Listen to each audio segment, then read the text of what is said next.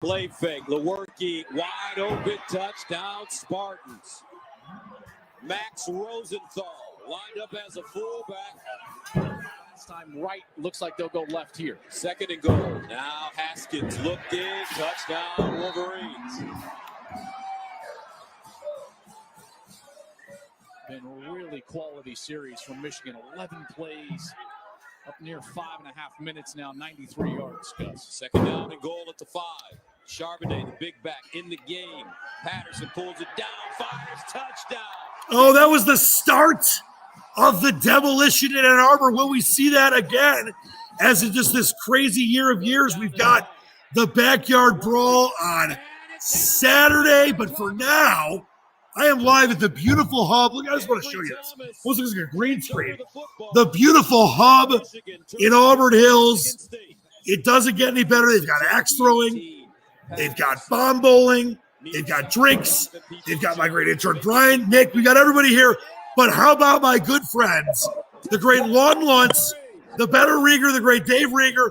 Lon's got his Lakers championship mask on. Dave, I'm very proud of you because I thought for sure you were going to be wearing a Broncos mask. Did you do that just for me? I did. I mean, I am a pretty great guy. Just for you. I did just for you. No Broncos stuff today. Just for you, man. Well, listen, it's great to have both of you guys here. It's a task force on location at the hub. We're happy to be here.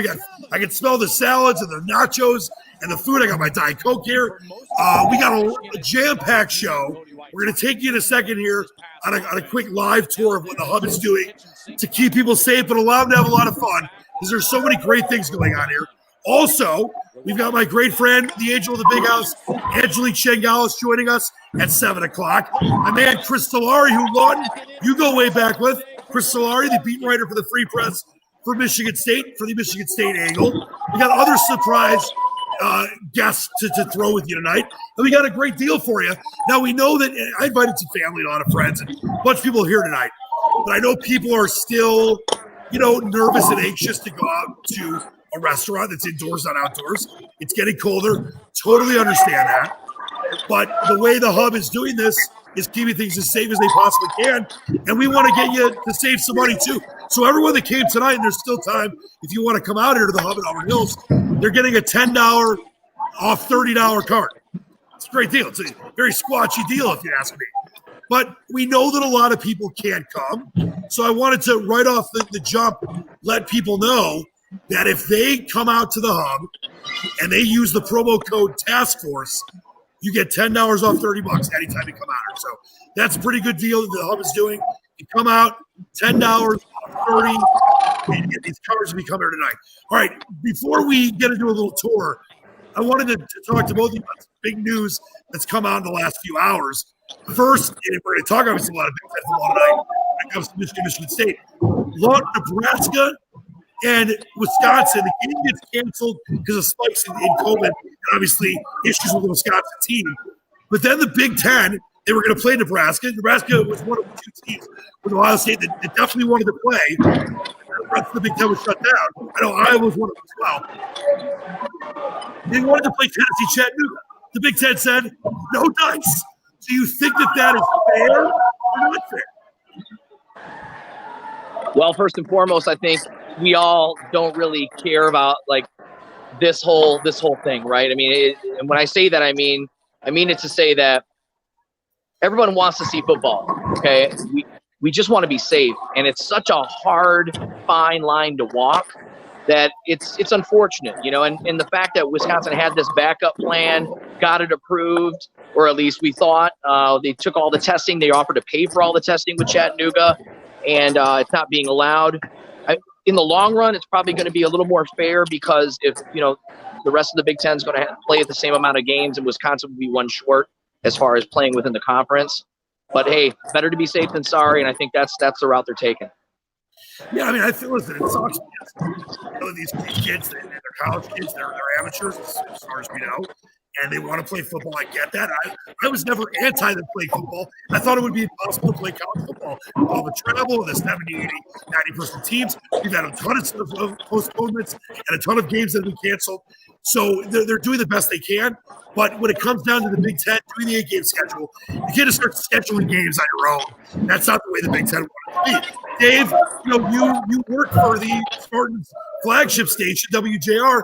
When you heard the news that Nebraska, the game with Wisconsin, was canceled, and then the Nebraska wasn't allowed to play anybody they wanted to play, Chattanooga was in the matchup they set up. Do you think that's fair for Nebraska or unfair for Nebraska? I think that the Big Ten makes their ruling, and Nebraska's got to, deal with it. Unfortunately, what's the point of even going and playing another team that's not in the Big Ten? Who does that help? So take the bye week, and unfortunately, they knew going in this was the possibility with COVID, and you just gotta, as you know what I like to say when we play on the golf course, Dan, you just gotta take your medicine, and move on. Well, occasionally when I try to press you, you say, "Oh, I don't want to press." You got to take your medicine too, Dave. Now, listen, it's great to have both you guys here. As I mentioned, we got a lot to get to tonight. We've got Chengelis, Chris Solari. We've got great treat specials, the extended happy hour just for the task force on remote. It's at 9 p.m. tonight. We're actually live. I can't really show it right now, but we're live on the big screen. Every other TV back here. It's pretty cool in the axe throwing area. What I thought we could do is I want to start with you, Dave. You were in the Top Golf Swing Suite.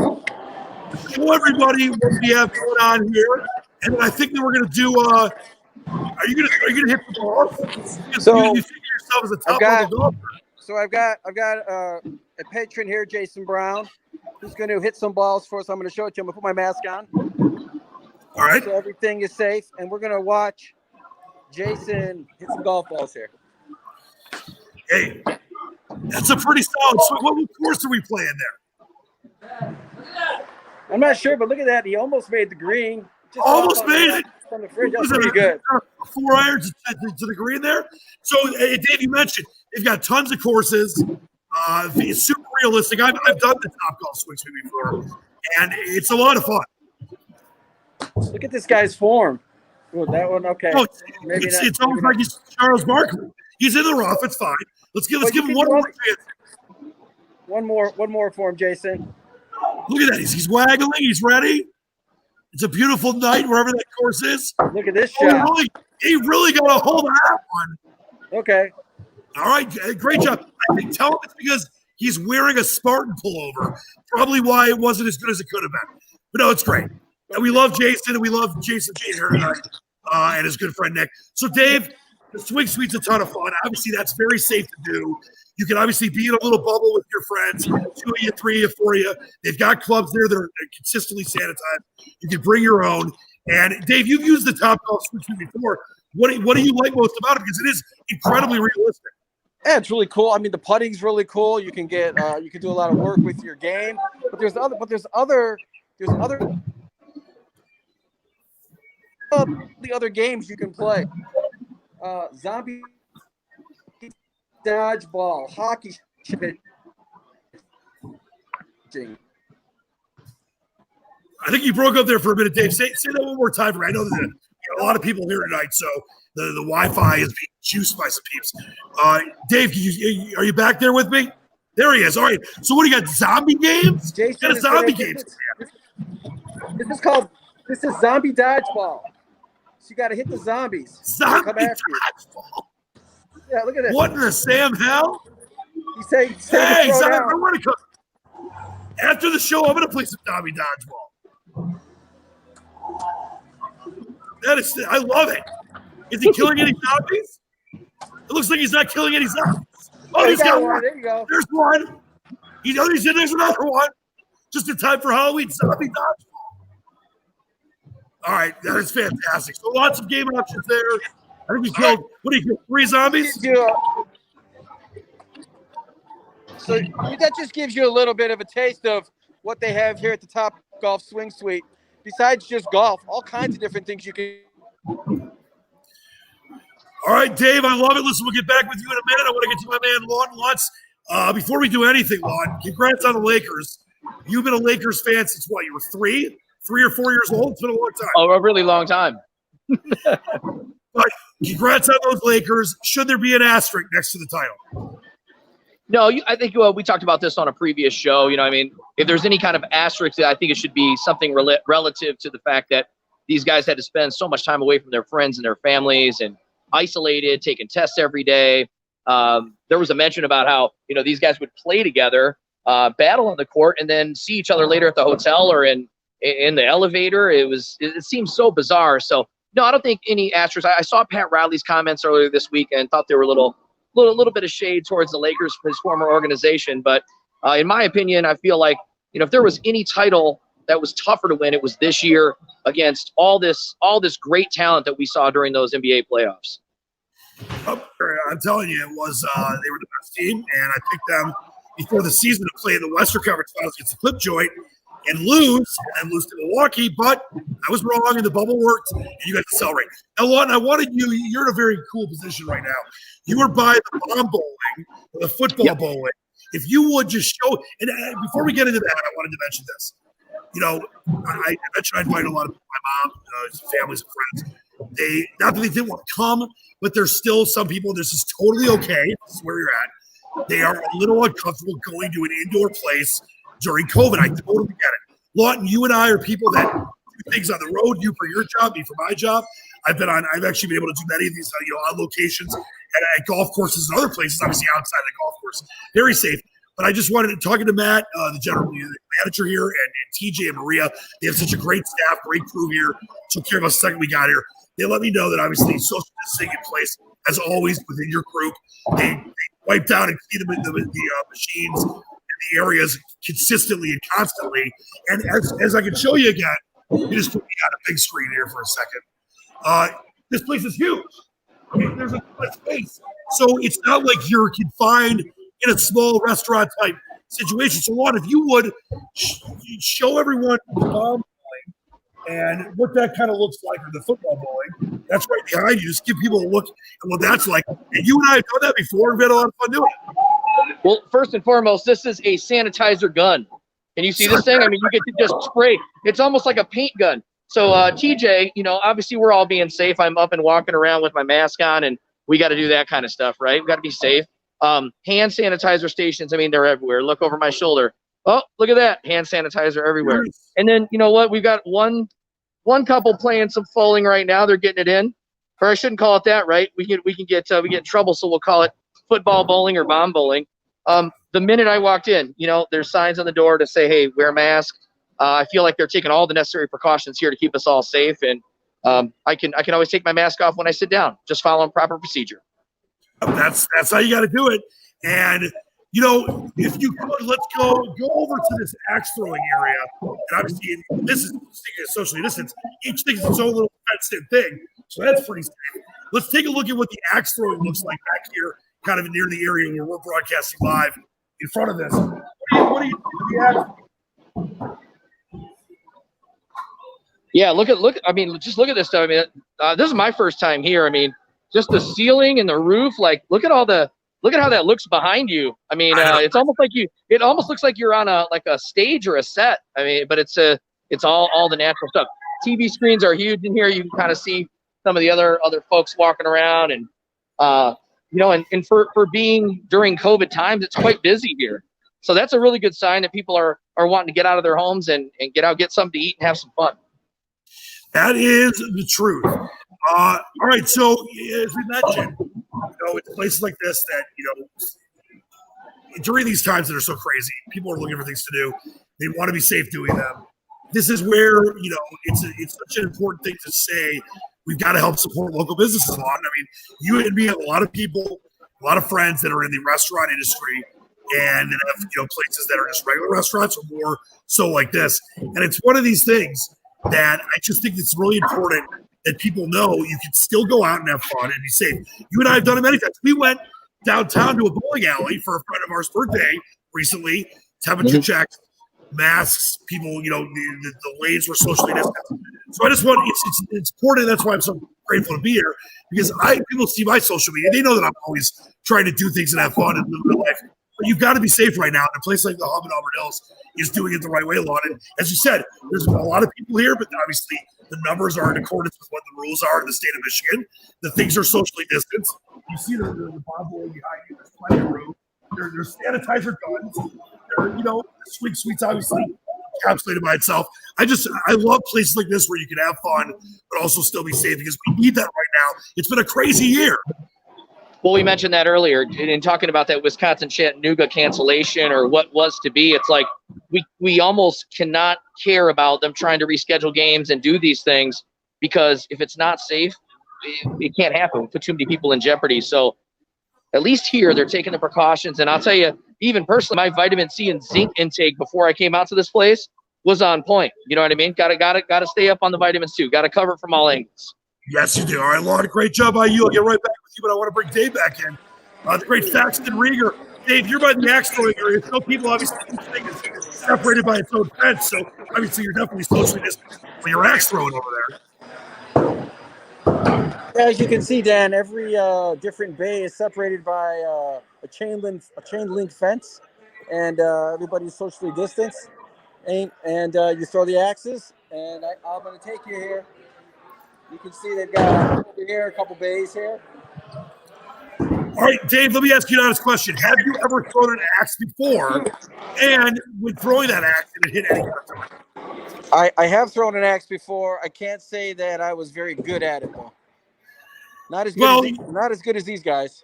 Your mother told me that you guys have a long history of lumberjacks in the family. I'm disappointed you don't know how to throw an axe that well. I think you're getting us mistaken with the Dexter reboot, where he ended up being a lumberjack. All right, thanks, Dave. I want to bring both of you guys back in here. And Lawton, let's start with this.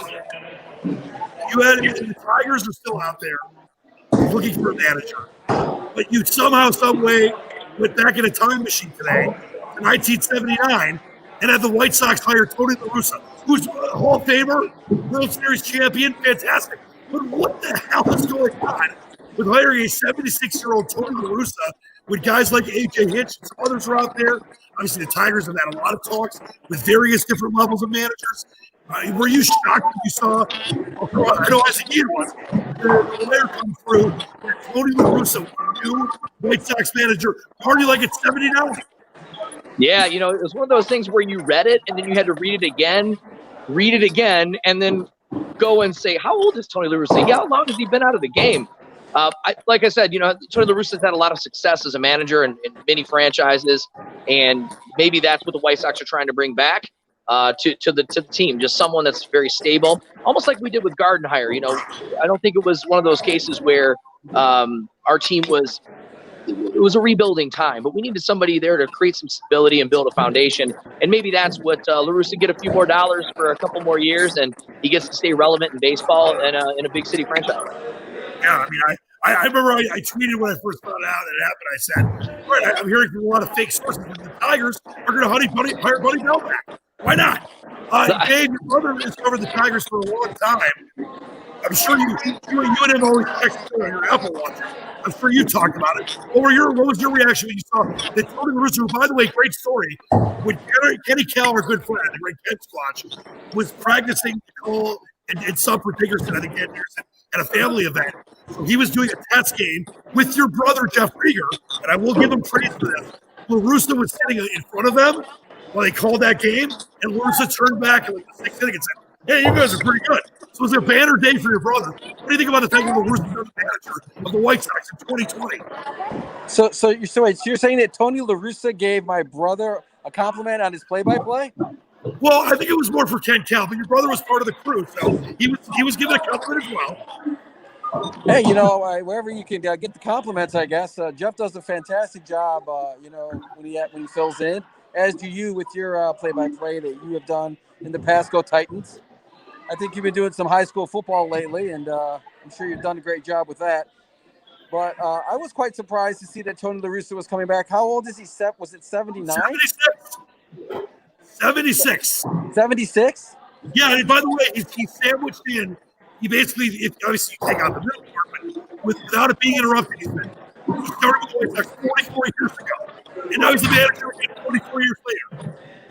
It's unbelievable. I mean, maybe. I mean, I don't know what's their end game. I mean, how many more years do you think that he's got? I mean, some guys will manage till they're 100. Hopefully, he just stays healthy. I think that the end game is like Ron, you kind of said, bringing in a steward of the program, of the team, a Gardner, an older guy that has been around. They won't be coaching or managing for 10, 15 years. But knowing Tony La Russa, he was away from the game. By all accounts, he was happy, and he's talked about that. But he's always been connected. He's always been part of baseball, even after he retired. And he consulted for a minute, and he's done some broadcasting and some special assistant stuff. But to be a manager at 76 years old, after he started being a manager back at 79, what was that, 44? So he was 31 or 32? It's just crazy. I assume he's in good health. Yes. So, okay, good luck to the White Sox. I mean, it's kind of a cool story, I think. Yes. Now, speaking of cool stories, bro. And we got two guys here, aside from me, that are both not Lions fans. So when it comes to objectivity, these guys, even though Dave Zablanco still happens to be Danny, and a trainer because he's from Detroit and everywhere else. He's a Broncos fan. Ron, you're a Dolphins fan. I want to start with you. Actually, before we even get to the Lions question, Tua in the starting lineup, Fitzmagic, Dolphins have played really well this year. Under Fitzmagic, you like the move? Obviously, I know Brian Flores and the Dolphins brass had a plan when it came to, they knew they wanted to get Tua in there some point this year, but they just smoked the Jets, and then that's their starter for Tua. Well, I like the move, of course, because I was excited about Tua playing, but first and foremost, you got to be a little careful. The Dolphins are playing a lot better than I think people expected them to. I know they're only 3-3, but they're number 2 in that division. Who would have thought that at this point in the season? And you kind of bring yourself to a conundrum if, for some reason, Fitzmagic leads you to the playoffs. Now do you not play Tua the next year? Do you re-sign Fitzmagic, or do you just call it in the middle of the season and say, hey, listen, it's a win-win for the Dolphins. If the Tua doesn't, he doesn't perform well, then obviously it's his rookie year. He's got some growing to do. And if he does well and take him to the playoffs, then I guess, hey, it's a win-win for everybody. So it's kind of a no-lose situation with Tua, whereas with Fitz, it would have been a little dicey had they been good and made the playoffs. And Fitz is, as I always say, guys like him and Nick Foles. Nick Foles won a Super Bowl, but they always seem to be better when they're the sub. When they're coming in and not the known starter, they're fantastic. But it's their team, and that's why Fitzpatrick started to play this game. Impressive. But it's their team normally. They don't play as well, and that's why maybe the Dolphins look to getting to Tua at this point. And obviously, there's some leeway with them. If things go bad, you can always obviously put Ryan Fitzpatrick back in. When it comes to the Lions, so listen, I am not, as much as Dave Ringer's going to want to say I am not back on the bandwagon long. I have been very frustrated with the Lions. I was all in with Quinn going back 2-3 years. I thought Matt Patricia was definitely the right hire. I had completely fallen out of favor with both of those guys. But he hires Darryl Bevel. He brings in Undlin from the Philadelphia Eagles, Patricia does, to be the defensive coordinator. Yes, they had a terrible blown lead to the Bears, 45 straight extra points to the Saints, but they've recovered. They beat 2 bad teams. They're 3-3. And I wonder for you as a Dolphins fan, because you know how all Lions fans are sad sack and get sucked in. I will never change. I'll always be a fan. I'll always believe that Super Bowl is that much more special. When it happens, and it will. Maybe in 2089, it's going to happen. Do you think if the Lions beat the Colts on Sunday, they've got a schedule over the next 5 games that I think has at least 4 winnable games? Let's say they're all 4. But if they win 4 or 5, or the worst 3 of 2, would you think with the 17 being added to the playoffs in each conference this year, in this crazy COVID year, with the way that Stafford and Galladay and DeAndre Swift and the Lions front 7 have been playing, could they be a playoff team? Would you think the Lions fans should jump back on the bandwagon if they win 2 or 3 more games? Well, I believe more now that they are, because now that we got to see the Bears falter on Monday night, we kind of had that feeling that maybe they had overperformed a little bit, and we got to kind of see the when they played a good team and they lose. And so now if the Lions can continue to win, like I said, last week, I thought I saw something different out of the Lions defense, a different kind of swagger. And really we've seen Darryl Bevel's done a great job. The offense hasn't really been a huge issue over the last, couple of years. It's been the defense that's been allowing them to lose games. So they get that defense up. I mean, I think they can easily get into a wild card. The question is, can they win it when they get there? It's been a long time, Dan. So we won one playoff game since 1967 or 67. It's been, or 57. One playoff game, 62 plus years. And I will say this, Dave, you know, you and I are great friends. You're obviously a Broncos slap. You like to make fun of me when the Lions lose, and we wish each other happy fake holidays, like happy Jewish or Thanksgiving when it's March, or not March, but it's not even Thanksgiving. But is this the end of the curse of Bobby Lane? Is Todd Gurley scoring, sucking the curse of Bobby Lane back to the Falcons? Well, did Todd Gurley receive the key to the city of Detroit yet that they had to send him? No, for but have you ever seen a team? Let me ask you this: though. Have you ever seen a team celebrate for a touchdown for the other team? So headlines raise their hands for touchdown after Gurley scored because he wasn't supposed to score. And to add further to that, if you haven't seen this, go on social media or the interwebs and do a search for Matt Ryan Todd Gurley score. There's NFL films mic'd up footage of Matt Ryan specifically telling Todd Gurley not to score, and he scored. But Dave, is this the start of maybe something for Lions to get going? You know, they say in the NFL, you are what your record is, and the Lions are 3-3, and they've got an easy schedule coming up for the next couple games, and they've got an extra playoff of availability due to the COVID scheduling.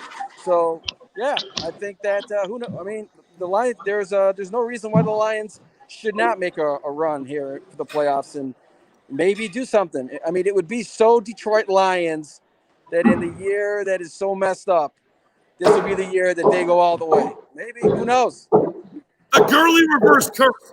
All right, well, you two, I got to tell you, you got to always checking in with you in a little bit before I let Dave go. Dave, how disappointed are you in the fact that the Broncos completely suck? Because you love Broncos. They suck. The Broncos are struggling right now. I still say if the Broncos played the Lions, heads up, everybody healthy, Broncos win, running away. Lawton, I think that's false fact. Like that's fake news. Well, hey, you know they're both tough. Both these teams are on.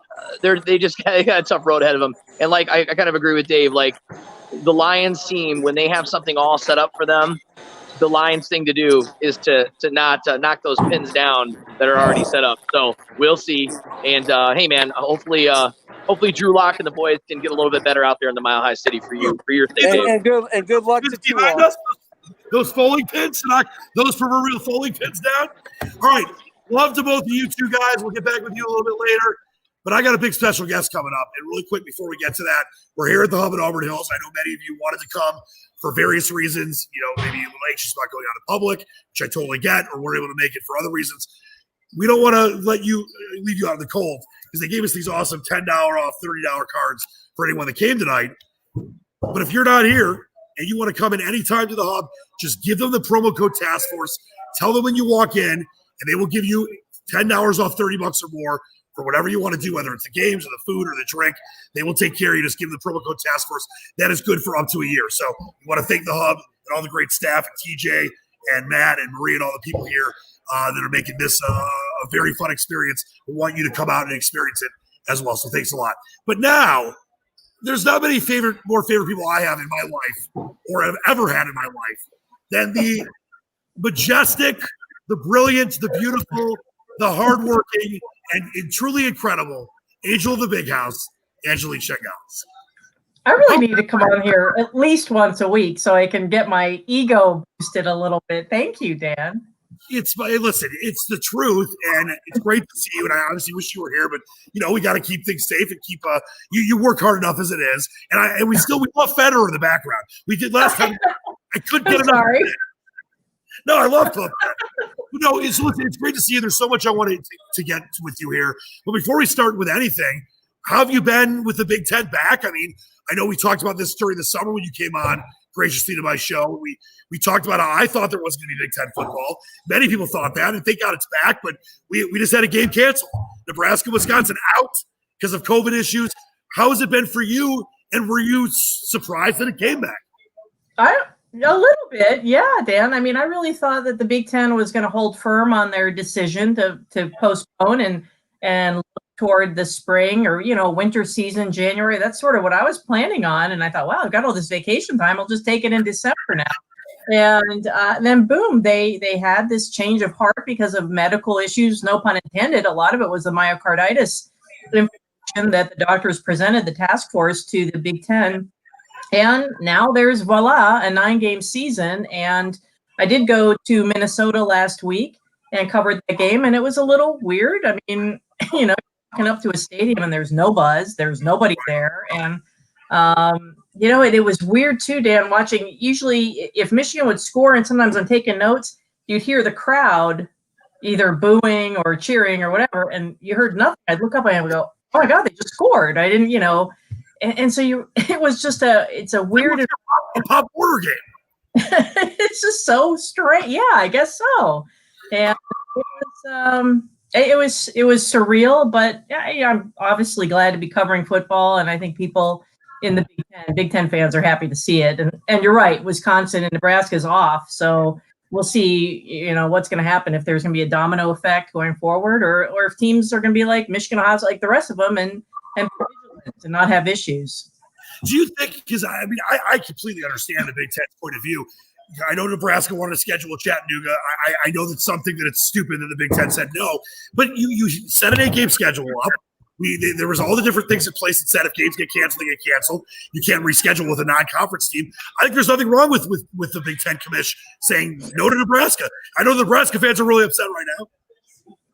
Well, I mean, I think you can look at it too.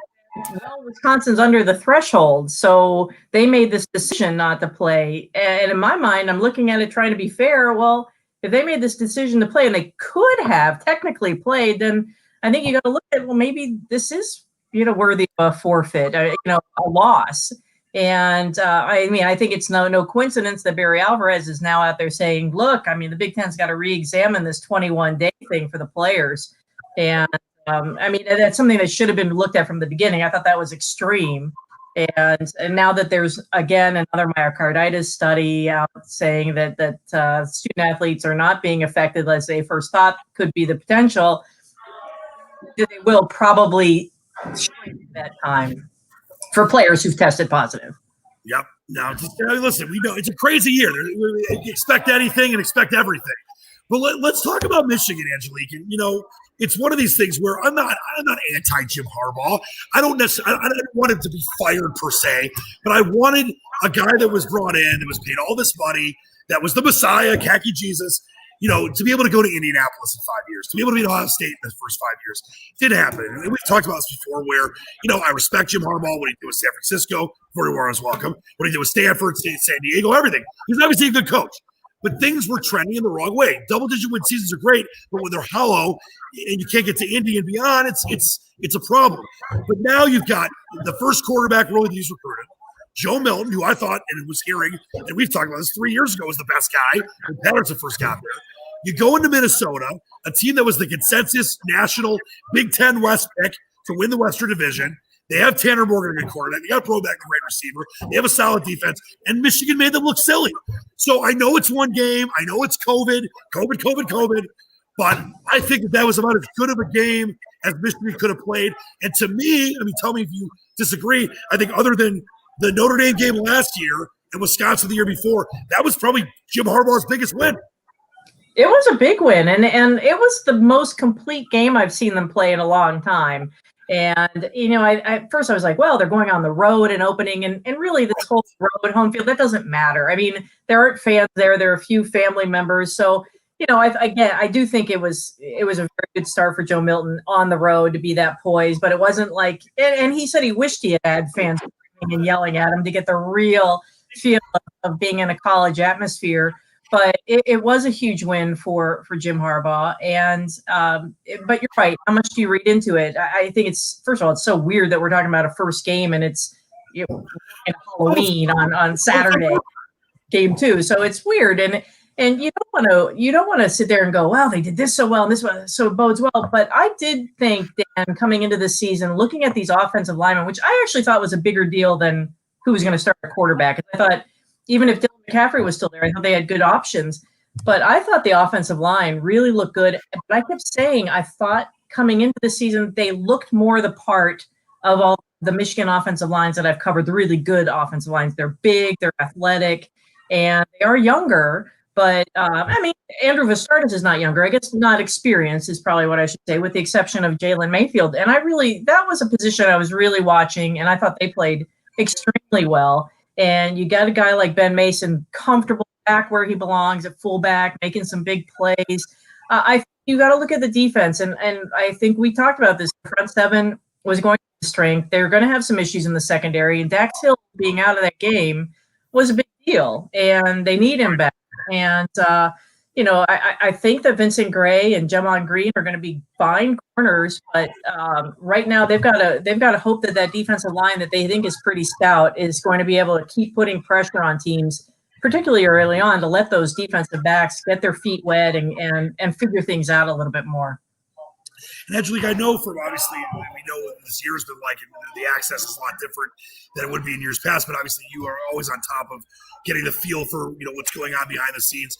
Obviously, aside from the craziness with the COVID stuff, going into this year 6 of Jim Harbaugh and having a new quarterback and the things you mentioned there, the offensive line obviously with the ability to be great, but losing pieces of that defense, losing Tariq Black, losing Nico Collins, and obviously how much of a dearth you thought that would leave you. But obviously the receivers looked great on last Saturday night. What's the feel you've got from behind the scenes about, Jim Harbaugh and his staff and the team itself, about what they were feeling like coming into the season compared to obviously how bad last year ended with that terrible taste in your mouth with a loss to Ohio State in the bowl game, but knowing that they've got a lot of talent on this team? Yeah, no, Dan, I talked to a couple former Michigan players in the last few days, and they were talking about how happy they were to see the team look legit on Saturday night. And I told them the thing I kept hearing you hear it every summer from players saying, this is the closest team I've ever been on. It's just, we are so tight. And a couple of them said, yes, when you're in that moment, and it does feel like it. It does feel like you're the closest team ever. But I will tell you that I got that vibe from this team early on. And I think part of it, and talked about this with Mike Sanders still the other day, it's partly a function of the COVID thing, as you mentioned, that they had a chance to really, they had to work at being together. They had to use Zoom calls. It was virtual, and they really drew very close. And the other thing that Aiden Hutchinson said, that Harbaugh divided the team into several groups that are led by players. And I wrote about this in the Detroit News. Someone asked for a mailbag about the 7 captains, and it sort of reflects what they did in this offseason, where they have a player representative who's essentially a captain of this group, and they all held each other accountable. And they said that they really owed it to that experience in this offseason when they had that block punt at Minnesota. They didn't freak out. I mean, they freaked out at Wisconsin last year when they fumbled the goal. They were unfazed in this game. And I think it's a credit to that development of themselves, of relying on each other. I think that's a great point, Angelique. And you know that, yes, maybe in 5 years it wasn't what Michigan fans truly wanted, but it didn't mean that they weren't successful and had some big moments. It was just in the biggest moments, they failed a lot. And obviously one of those moments was on Saturday, and they did fail. And I got to ask you about Milton. I mentioned that, I know media can't really watch practices, so we don't have the same access as the NFL. But you can do anything you want. So you probably have your own clip in the stadium. Well, you're beloved. But I did have a couple sources that told me 3 years ago when McCaffrey and Milton and Shea Patterson were the top 3 quarterbacks in the depth chart, that Milton looked the best. Obviously, you can't go back in time. Some would say Jim Harbaugh was too, maybe stubborn with starting Patterson last year when Milton could have been ready. That's in the past. Let's talk about the present and the future. Game 1, Milton looked fantastic. What are you feeling about him? What are you hearing about him as far as practice goes? And could Joe Milton be that guy like a JT Barrett was, or a Haskins at Ohio State, that makes Michigan the better team and gets them to, dare I say it, the playoff? Well, fine. Let's start with Indy, then the playoff. Boy, you said it, Dan. You said it. You've just jinxed them, right? No, I think you're right. I think a lot of people were talking about Joe Milton for years because of his upside, because he has so much talent. And I think early on, Ben McDaniels, the quarterback coach this week, took exception to Joe being called a raw talent. He said he never saw it in that sense, but he needed to be polished a little bit. He needed to take some of that zip off of his throws. We all know he can throw a 100-mile fastball, but he needed to develop some touch, and he worked on that a lot this summer. He's got a couple quarterback gurus he's worked with. One of them's Devin Gardner. Michigan people here know who he is, a former Michigan quarterback, and been working on his game. And the one thing I thought was really interesting, Dan, coming into the season before the bowl game, he talked to us and mentioned that the year before he took 2 leadership classes at Michigan, and that was very important for him to develop. He wasn't a loud guy, and you know the players really, really like him. They respect him, and that's obviously important for any quarterback. I remember one guy I stood out for was Drew Henson. I thought he was just roundly respected, and it shows on the field.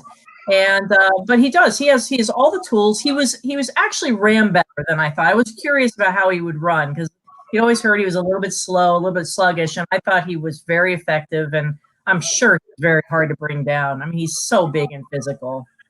Yeah, I think that it's one of those things, Angelique, and you see this in all your great years of covering the team, that if you've got someone at the quarterback position that not just is a leader, but obviously can get the job done with his legs, with his arms in those big spots. You mentioned Michigan, freaked out at Wisconsin with the turnover issues, did in Minnesota, because you got a guy like Joe Milton that is going to lead you down the field. I think that I'm not saying people are under appreciating that, but if you've got a guy like Milton that can play like I'm going way back, but Elvis Gerbacher, obviously you mentioned the Drew Henson era, Brady or Greasy, that are just solid players at the position of quarterback that can help you win games and stabilize you. No disrespect to Shea Patterson, he didn't do that. Obviously Jake Rudock was okay in year one, but Joe Milton could be that guy that's on a totally different level that gets Michigan. That's why they could be able to be the team that moves forward. Well, and to be fair too, Dan, he's got some running backs with him. He's got some experience, and they're going to help him. And I really did think they would try to run the ball a little bit more to give him some time to relax. I don't think he needed it, but it was effective when Zach Charbonnet goes 70 yards and you get a 66-yard. You've got guys there who can do the what they wanted, home run runs and explosive plays, and that's what Jay Harbaugh was preaching in this offseason. So that's going to be another assist to Joe Milton that maybe Shea didn't have as much last year, didn't have very much experience. And not to take anything away from Zach Charbonnet, but he was a freshman last year coming off of a knee procedure. And I think that's going to help it. But and having an offensive line that really looked a little, better than I thought. I thought they'd be good, but better than I thought. And I think that's just going to allow Joe Milton to keep progressing. But again, one game. So we'll see how they do against an in-state rival. That's going to be the next. You know how it goes. September Heisman's now. It's October Heisman's. It's one game. You got to stay calm. Halloween Heisman. Yes, that's great. I haven't even heard the Halloween Heisman yet. Angelique, it's always so great being with you. Got a few more minutes with you. The Twitter right is there in front of people at Chengelis if you want to follow her on Twitter and her great work, obviously, at DetroitNews.com or DatNews.com. Listen, it's a bad time in this 8-game season if you're a Michigan State fan. It's a great time if you're a Wolverine fan because we know how much the Backyard Brawl means. We know that during the D'Antonio era, for the most part, Michigan was brutalized. But now I didn't look into this as much as I wanted to. Maybe you can help me out here. I don't ever remember Michigan being a 26-point favorite. If you got to go way back, have we ever seen them as a big a favorite? As I know they were 17, 18, 20 in other years. 26 points. That's huge. I think about in the modern era, and that kind of leads me into my feeling on this game. I think, all due respect to Mel Tucker, his first game, D'Antonio leading the program, yet in the stands for some reason. That's not a good Spartan team. They lost to Rutgers. I don't think Rocky Lombardi is a good quarterback, as far as being able to beat a team like Michigan or keeping that game. That being said, it still is Michigan State. Stranger things have often happened, but am I wrong by just feeling completely, supremely confident, even not just being a Michigan face painter, that Michigan State has very little chance of winning the game on Saturday? Well, I do think that's an enormous point spread, and it is Michigan State, and it's not like Mel Tucker doesn't know the rivalry. So I'm sure he's getting these guys going, and they had 7 turnovers last week. They're not going to do that again, Dan. They're not. They're just not going to do that. If they have 3 turnovers again, Michigan would 60-2. If that's what happened. They'd punish them for those turnovers. And I actually disagree with you. I thought Rocky played well. I thought he looked okay. And if they can get something going, if Michigan has a couple turnovers, you don't know. Again, if there's no home field advantage there. You're playing in a big empty stadium with the exception of a couple hundred family members, and So it's not going to be intimidating in that sense, and fans aren't going to have they're not going to sway anybody, but maybe that doesn't have any effect anyway. Really, the players say they don't hear them that much.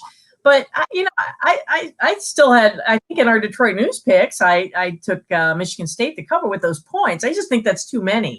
It's 26. It's nuts. We've never seen it. It is. I'm not going to doubt.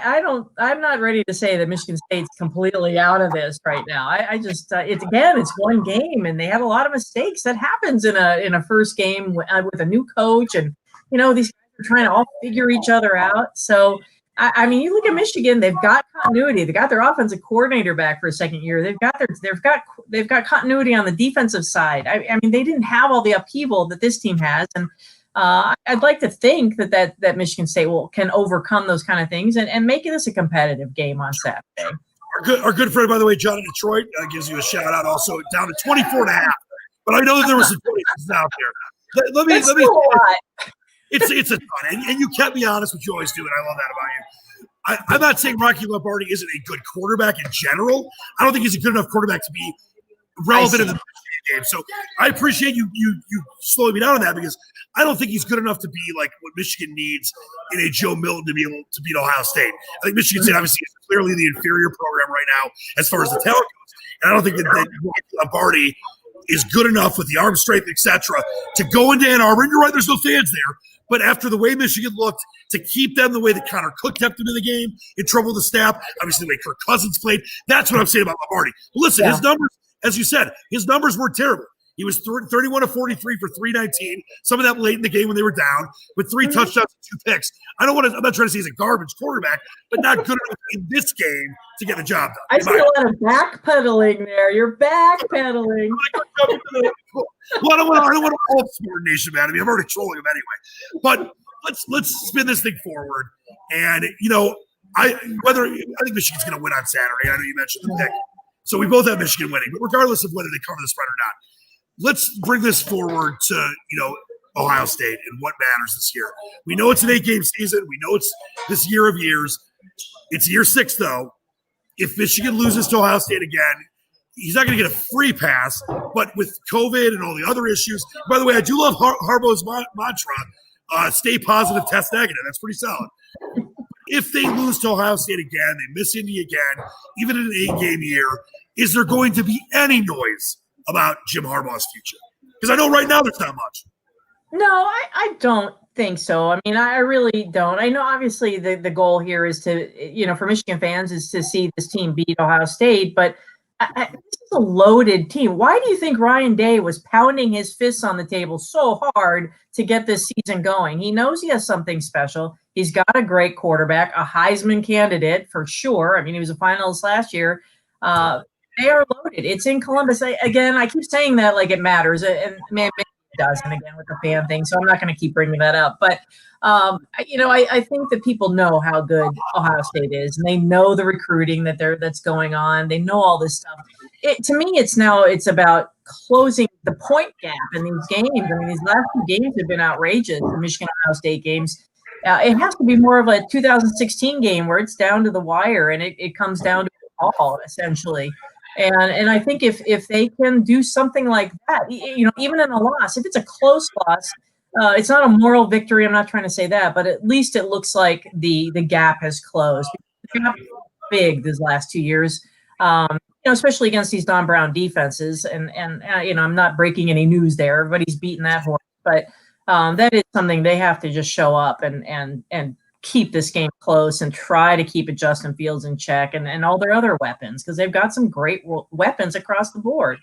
Yep, I think that's a completely perfectly made point there. I know I'm spinning things far ahead, but it's only 8 games after Saturday. We'll have 6 games left. I know, December 12th, Michigan, Ohio State, December 12th. Insane. Crazy. All right, before I let you go, and thanks so much, Angelique. I always love talking with you. And hopefully I get to see you soon safely in a weird, empty Ann Arbor stadium or somewhere else. Wojo at Night's End. So let me ask you. No, Wojo's out. He's out. You love him. No. He's out. What can we look forward to seeing you posting on, DetroitNews.com and leading up to the game on Saturday and obviously the next week or so? Well, that's a great question. Matt Charbonneau covers Michigan State for us, and I are doing our little matchups and who we, think has the edge. And I'll be doing a little quarterback story on your favorite guy, Joe Milton, and your least favorite of the two, Rocky Lombardi, and, and what they have going for them going into their first start in this rivalry game. And next week just more of the same. I mean, they're going to Indiana after this, and that's going to be an interesting game in Bloomington. So I'm just glad they're playing. I'm glad I have something to write about other than features I'm pulling out of the air. So it's good, and Harbaugh has been uniquely in a really good mood. And I don't know if it's because he thinks he has a good team. I don't know, but I'm telling you, Dan, Monday's press conference, they said last question, and he wanted to keep talking. So he kept it going and had a few more things to say. So he's in a good mood. And I know people made a big deal about his blue pants. I didn't even notice that. I didn't notice until the end of the game. Didn't notice it until people start texting me like, why is he wearing, this is important. Why is he wearing blue pants? So that's the kind of season this is, when people are texting me about why is he wearing blue pants. Yes. So you know that if he goes back to khakis and loses to Michigan State, yeah, right. Right. So I mean, it's going to be weird. This whole season is going to be weird. I don't know any other way to describe it, but Saturday will be weird. Michigan State at an empty stadium, and there's the buzz is just not there, and it's you don't hear the nastiness going back and forth, and everybody's got tailgate plans. It's not going to be the same, but at least the game is the same. So, and again, I talked to a lot of former Michigan players this week, and it's every year they say this is by far the hardest hitting game they ever play, and I would imagine it'll be more of that. I'm sure Mel Tucker knows how to coach him to do that. So yes, and as weird of a year as it is, one thing that will never be weird and will always just be great is you and your coverage of the team. So thank you as always. You really are the best, and I appreciate you coming on tonight. Thanks, Dan. I appreciate it. Thank you. Happy Halloween. Happy Halloween. It's a Halloween Heisman. Let's do it. Halloween Heisman. I'm attributing that to you. Thank you so much, Angelique. We'll see you soon. I appreciate it. Thanks, Dan. Thank you. She's the best, Angelique Chengelis, the Wolverine beat writer for the Detroit News. And we go from the Wolverines into the Spartans. My man, Chris Solari. What's going on, my friend? Dan, did someone alert Angelique that there was someone over her shoulder the whole time peering at her? Seriously, it was one of these things where I was scared for it first, but then I realized it was just a very nice Roger Federer guy, so he wasn't going to do anything. He wasn't going to hurt her. It was very safe. He's buried. No issues there. No razors or anything, I hope. No, the first time I had her on my streaming show earlier this summer, we went on for a minute before, but I didn't. She was blocking it, and then when she went on, I thought there was someone in a room. I was like, look out! That's this man, I'm gonna have to post her up on that. Yes, Chris, it's great to see you. We got your man Lutz over to my right there. Of course, you do an incredible job covering the Spartans for the Detroit News, and I don't know how much of the end of Angelique you heard there, but it is a crazy year. It is a 24.5 point spread. It is Mel Tucker's second ever game and first Michigan State game. Is there any chance the Spartans can go into Ann Arbor in front of no fans and shock the Tucker world? I mean, is there a chance? There's always that chance in this rivalry. I mean, you think about the games that Michigan State has won that they shouldn't have. I mean, everyone obviously will point to that 2015 game first and foremost and how things went down with that. But, I mean, there were other games. There was 1990. There was 1995. The 99 game was the one where Michigan State probably felt like it was right there with them. But then the 01 game. I mean, there were games in the history of this rivalry that Michigan State – over the course of the last 25, I'd say 25 years, we'll go to because it's a good number, and I like 25 years because that's the first year I covered this game, and I got to see that 95 game on the field, and there's no way they should have won that game, but Charles Woodson misses an interception. So yes, I think there is a way, and I think that not having fans in the big house helps in some ways, but the realistic side of me also saw the products on the field last Saturday and got to see a little bit of the Michigan game. It was vastly different, and it'll be interesting to see if Mel Tucker can make the corrections that are needed in 1 week without having had that spring practice and everything else to do the install. I just think it's an uphill it's an uphill road to climb. Well, yeah, no, it is. Let's talk about that. And I thought you did. You had a great piece. You talked to Robert Smith. You talked to Nick Saban. You talked to Kirk Cousins. We know it's no secret. And even me and my face painting Wolverine stuff didn't even want to troll the Spartans fans that much. I didn't need to. That was a terrible loss. Everyone knows it. 7 turnovers, Rutgers. Fifth. Team that were beating the Big Ten. All that stuff. And Michigan's one of the other ones, by the way. But when you look at the guys you talk to, and Nick Saban obviously being one of the greatest coaches in any sport ever, they're all voicing their support. I mean, I'd be shocked if they weren't. But what did you learn from what they had to say about, obviously, a guy in Mel Tucker, who obviously wasn't the Spartans' first choice, but this crazy year, he was hired late, then COVID hits, obviously a tough first game, but they're all behind the guy. Yeah, and, this is a story that I've been kind of working on before the Michigan week anyways. It just got pushed back a week. And, it's funny because, had the opponent been, let's say Minnesota did what Rutgers did to Michigan State, I don't think the perception would have been the same. I really don't. I think it's because it was Rutgers and because you're thinking of the last 8 years of Rutgers or however long it's been since they've been in the Big Ten versus Greg Schiano's Rutgers, which was a competent product for a decade before they joined the Big Ten. So I think Schiano did a great job. He got an early jump on Tucker by getting hired in December. So he was able to go mine the grad transfer portal. And, I think that those guys, in terms of Nick obviously worked very closely with Mel Tucker, both at Michigan State, at LSU, and then at Alabama a couple years ago. And he's one of his biggest mentors. And he's very complimentary of the style of football. And I mean, you listen to the two of them, it just what the things that they say, it's very similar. I mean, the biggest growth between week 1 and week 2, all those coaches' phrases that are out there. But I thought the interesting thing, in hearing some of those other guys, particularly Robert Smith, and this is why, because Robert Smith played for him in college and at the NFL level. So he's seen what the highest level of athletes, how they responded to Mel Tucker, and he likes him. He felt like he was a good fit with them, with the Browns, and he's able to motivate guys. And he said, and what I thought was interesting was he said he felt personality-wise he's more like Mark D'Antonio than Nick Saban, which is pretty interesting. Right. Yeah, I mean, it's one of these things where, you've got guys that have been doing it for a long time. You got to start somewhere, right, Chris? I mean, Nick Saban started somewhere. Bo Schembechler started somewhere. Maybe this is where Mel Tucker starts, and obviously it takes time to build that kind of thing. But I wanted to get your feeling on what – I know it's a weird year, and it's been much different to have to report on stuff than, as you mentioned, you've done it for a long time in previous years. But what have you been most impressed with Mel Tucker? Because I know that a lot of Spartan fans ask me, obviously, was he the first choice? Probably not. But he's the guy, and he's a guy that's looked at as a great recruiter. Only one head coaching year in Colorado. But when you look at what he could bring to the program, what have you been most impressed with? I think to me, there's a little bit of Tom Izzo in his personality as well. I think he's going to be able to connect with the fan base. I think he's going to be able to connect with, and I think that's part of what happened with COVID is that part of it got interrupted. I mean, he was off, I thought, a month of flying start. Right. I mean, you think about where Michigan State football was in January coming out of that Pinstripe Bowl, there was no attention on Michigan State football. There was a month of nothing until Mark D'Antonio retired. And then all of a sudden there was a buzz, a massive buzz. And then they hired Mel Tucker and the buzz grew even more. I think that there's a reason why Colorado fans were so upset that he left. I think he connected.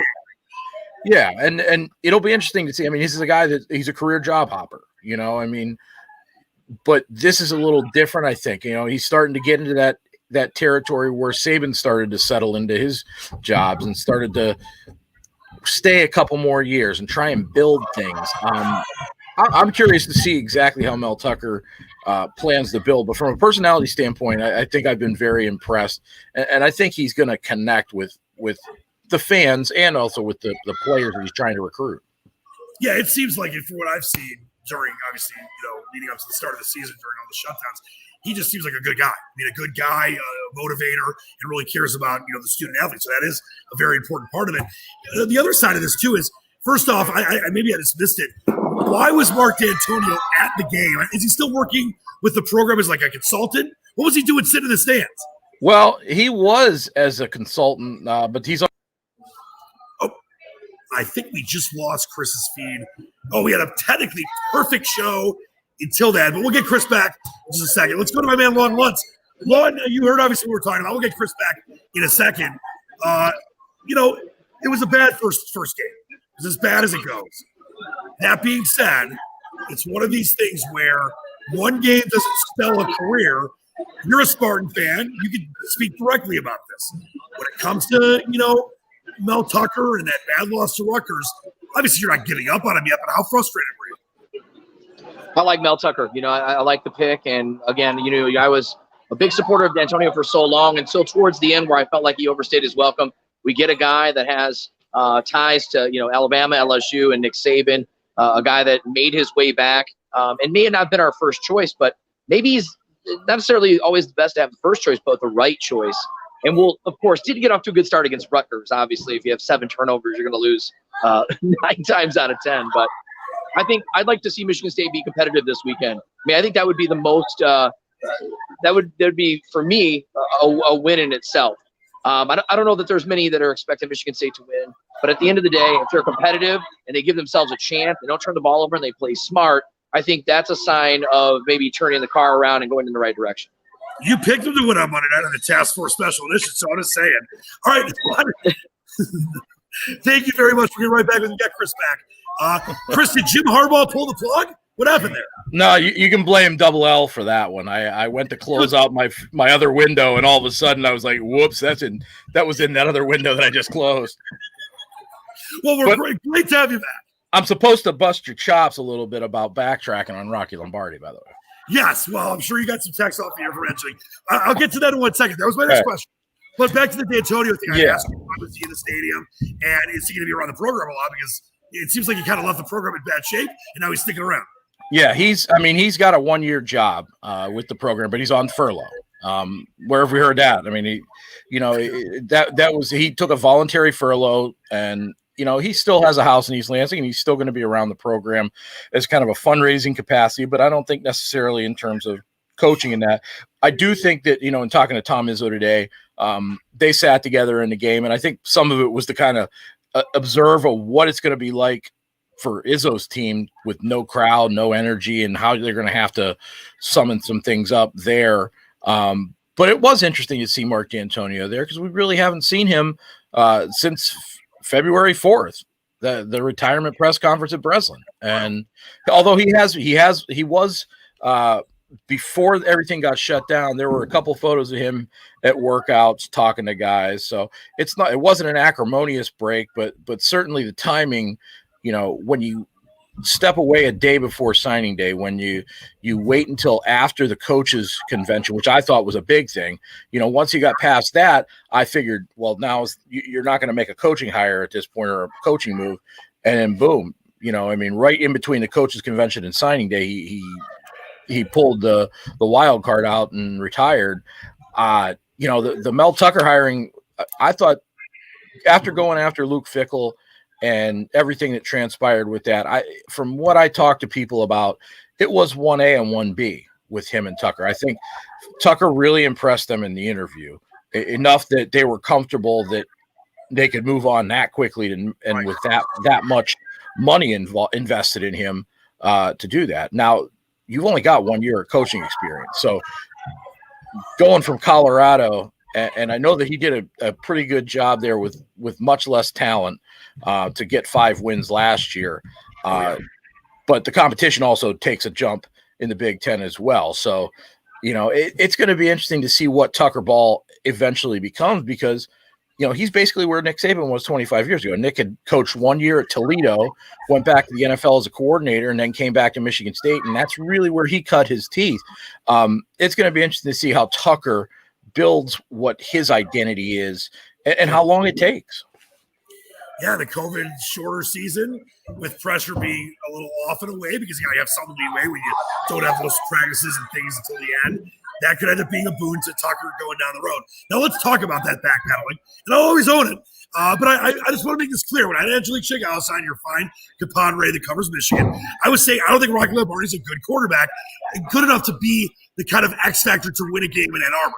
That being said, I don't think Rocky Lombardi sucks as a quarterback overall.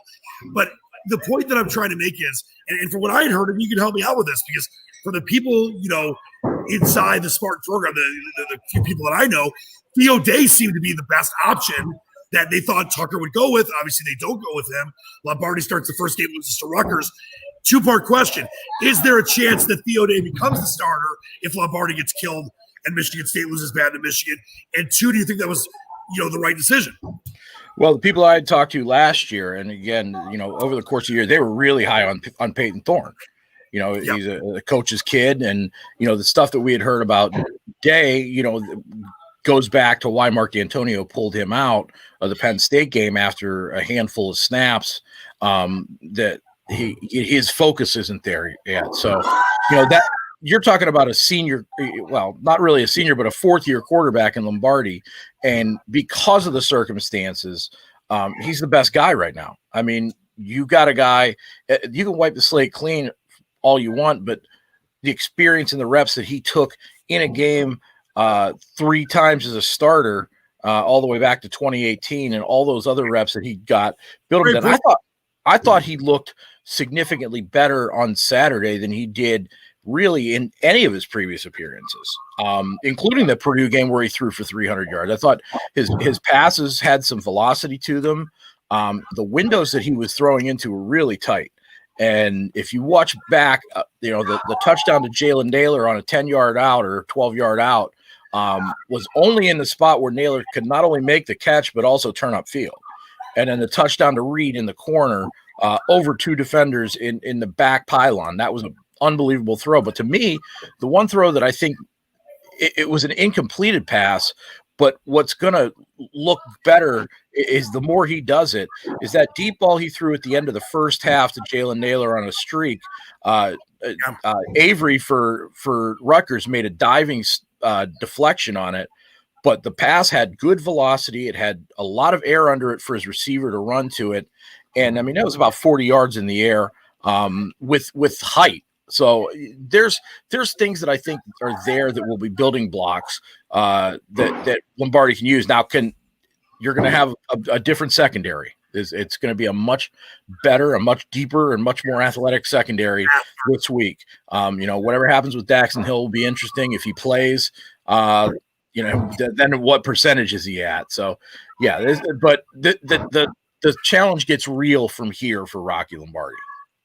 No, I think your analysis makes my back cover look even worse now. But do you believe he is the kind of guy that through this season, and that's kind of the point that I was trying to make. I'm not trying to rip on Rocky Lombardi, but can he be in this first year of Mel Tucker? And I think you laid out a lot of different points why I guess he could be the difference kind of maker that wins the game you're not supposed to win. I'm not talking about Michigan, but the way Michigan State looked against Rutgers overall as a team, they're going to have a tough time playing a lot of teams. So could he, as you're kind of putting out there, if he keeps growing with all the experience he has, by the middle part to the end part of the season, he could be winning games for himself in that position.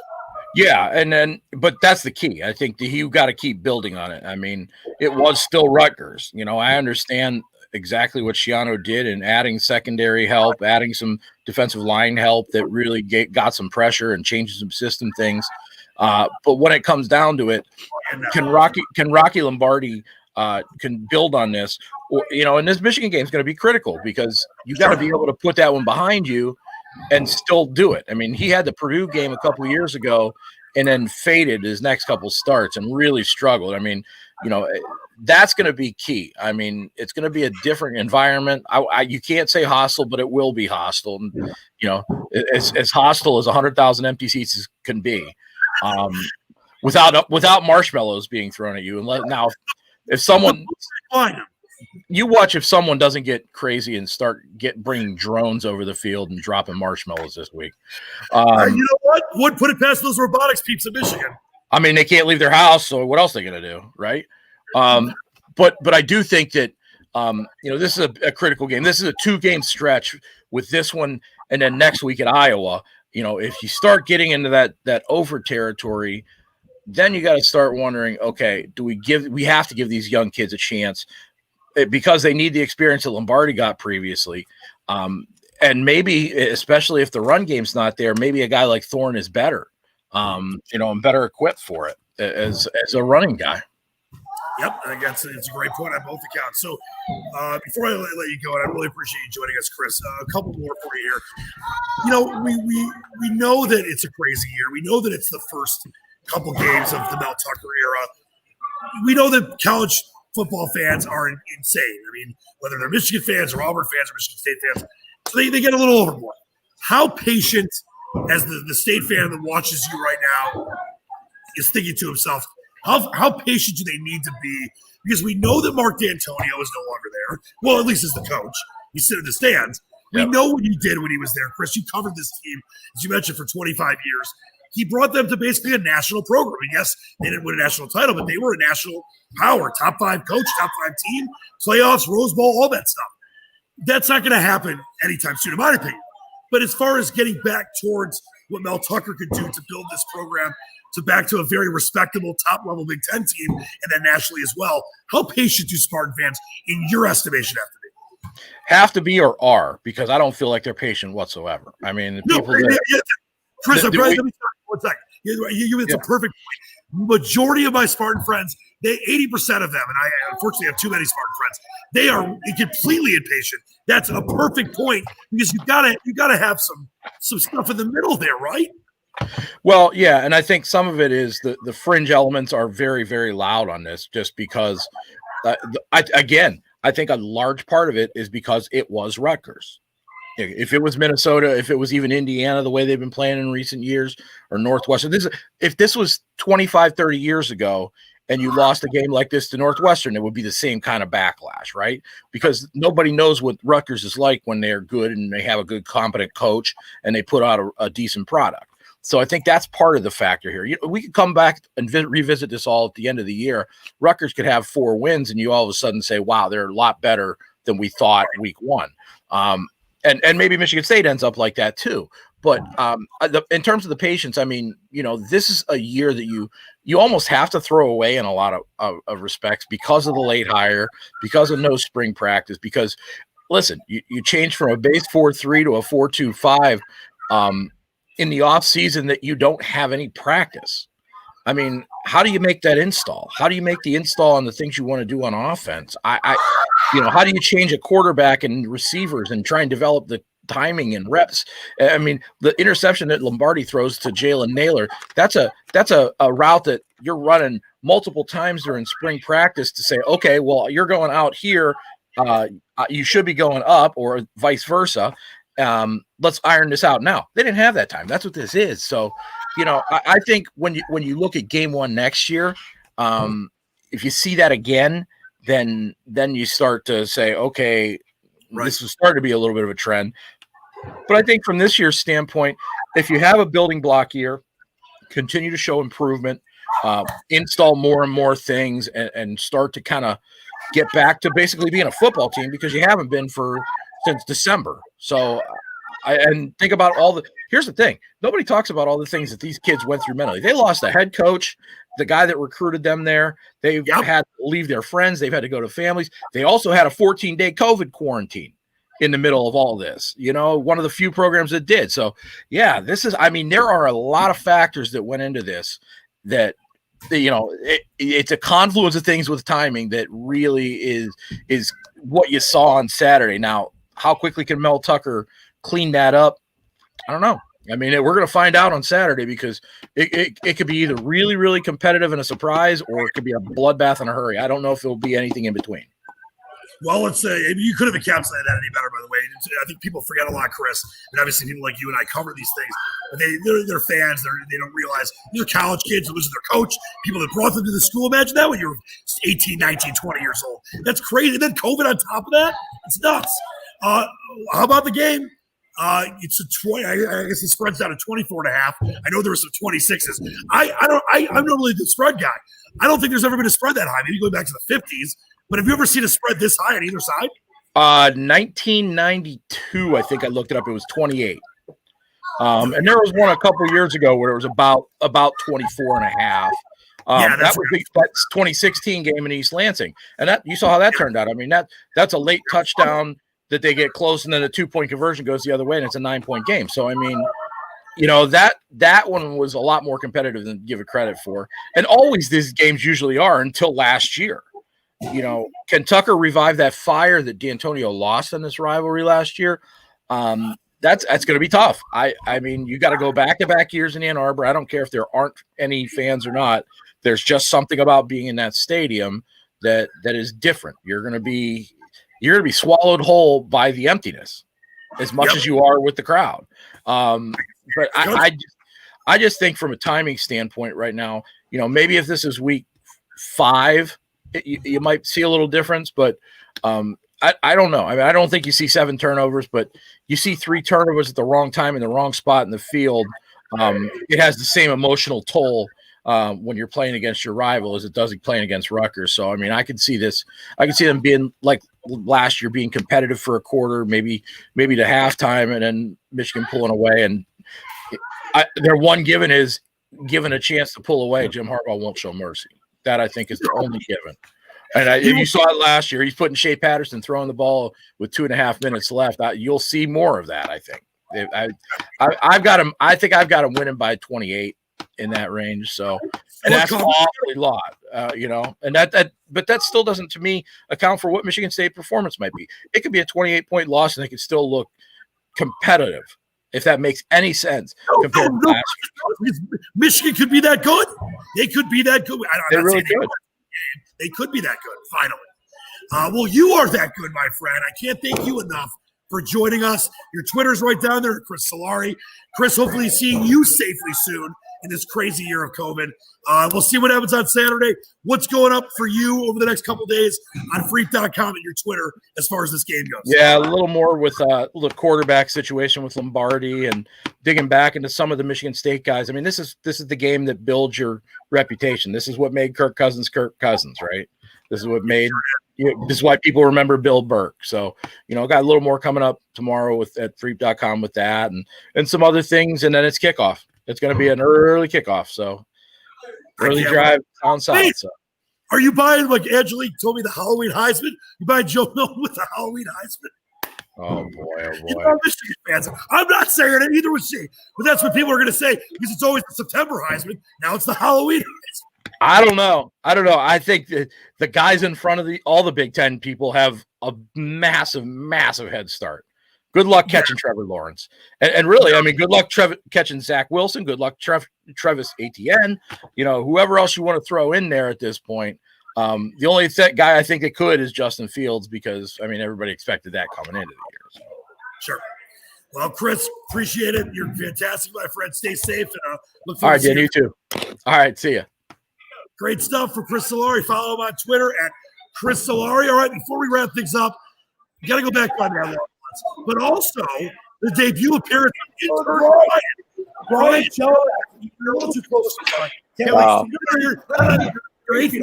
All right, cool, perfect.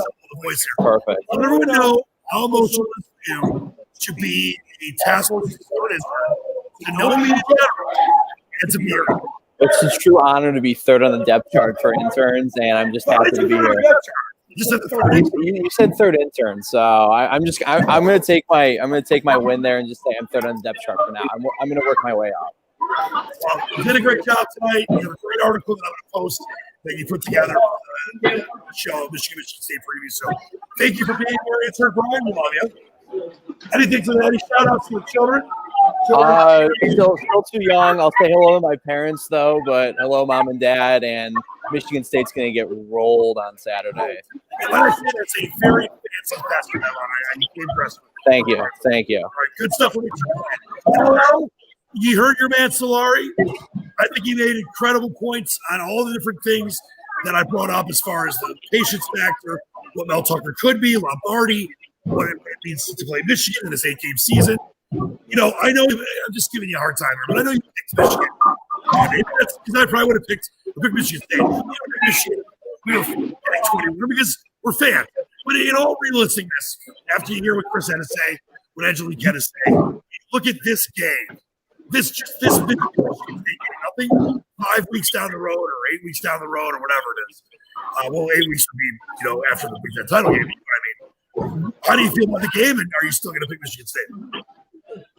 Well, if you want to rewatch the show on Monday, I never picked Michigan State. I said I picked Michigan State to cover because I didn't agree with our co-host 51-7 prediction. I thought was a little lofty, but looking at this game again, if you go back to last week's game and you asked me and said, "Hey, who's going to win between Michigan State and Rutgers?" Oh, by the way, Rocky Lombardi's going to have 319 yards and complete 75% of his passes. I would have thought we would have won 45-10 without the 7 turnovers. So I think, like I said, they got to limit their mistakes.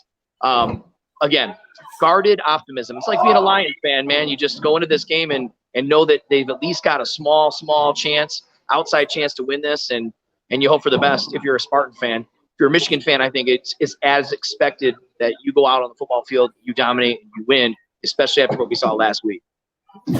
Juan, beautifully said. I gotta tell you how much I appreciate you being here as always.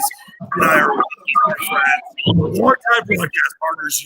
You killed it tonight as you always do.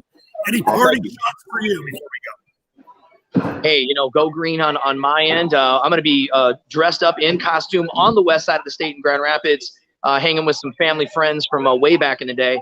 Going to have a very split household of about 50 people. We've got some Spartan fans, Wolverine fans, the way it should be.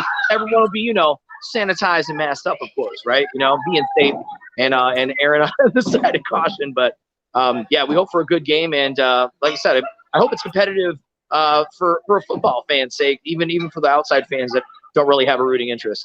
All right, 2 things. How great is one of and 2, give me a score. Give me a score for the game. Score for the game. Let's score for the game. Let's see. I'm going to say, I think on the show, well, on the show Monday, I said 38-14 Michigan because I said Michigan State was going to cover.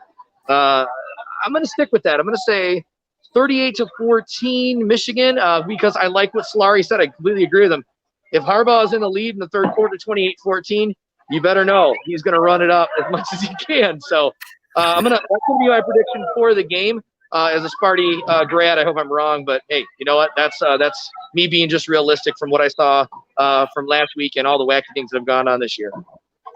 Lon, whether you're wrong or right, you're always the best, and I'm very grateful to have you in my life. I mean that. Oh man, my pleasure, man. Thanks a lot for inviting me. This place is fun, and shout out to the Hub for sure, man, for letting us do this show here. This has been great. I hope we get to do it again. Yeah, we're gonna get some snacks, some solid food, and say what's this big pretzel? I gotta bring the pretzel thing out. This thing is enormous. Look at this thing. Oh, that's good. I'm glad you ordered one. Great minds think alike. I was looking at that on the menu. That's good stuff. I'm gonna come and feel some of it. Yeah, my head is over there. All right, Lon, thanks so much. We appreciate it, and many more great times ahead for you and I. All right, before I go, I just want to say this again. It's been an honor to be here. We can always have fun. We got to be safe, especially in these crazy times. The Hub's doing it. They have great food, the axe throwing, the bomb bowling, the sanitizer guns. So you can come here and be safe. And I just want to thank all the great staff here, the great server Sarah, Maria, TJ, Matt, done a phenomenal job. And as we mentioned, they gave everyone that came tonight for this task force remote a $10 off, $30 card. We know a lot of you can't come tonight. So if you obviously weren't ready to come, weren't able to because of different reasons for family stuff or work or whatever, or maybe you were a little anxious and saw they're doing things safely here and there's tons of space and you come, just do this for me. Come to the Hub in Auburn Hills. Give them the promo code Task Force. Tell them that when you walk in, they will give you $10 off $30 or more on your bill. Axe throwing, the bomb bowling, the great food, the pretzels. Well, it's already jumping into the pretzels right now. But just come here, give them the promo code Task Force. They will honor that for a year. So you get 10 off of 30. Doesn't get much better than that. And we want to get people out here to have fun, but do it safely. All right. We appreciate everybody. Got to thank Jason Brown, Charlie Brown, and his best buddy, Nick. They're here. Here, you know what? We'll put you on camera for a second. Because Charlie Brown's the best. Look what he's wearing. It's just gross. But I would wear the same thing even if you guys beat us by 100 last year. So, and that's Nick. Nick told me I'll never forget him after I meet him tonight. We'll see how that goes.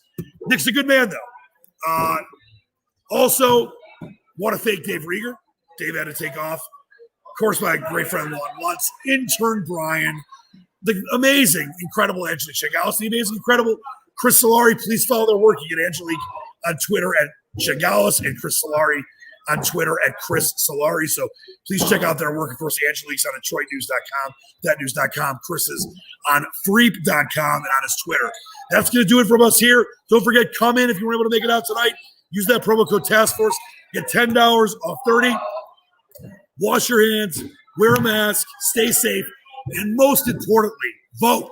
I know it's late in the game. Make a plan, find a way. If you haven't voted yet, I guess you got to maybe just do it in person, whatever. Vote, vote, vote. Till next time, this has been Dan Leach, live in the Hub in Auburn Hills. Believe in the dream. Peace, sticks.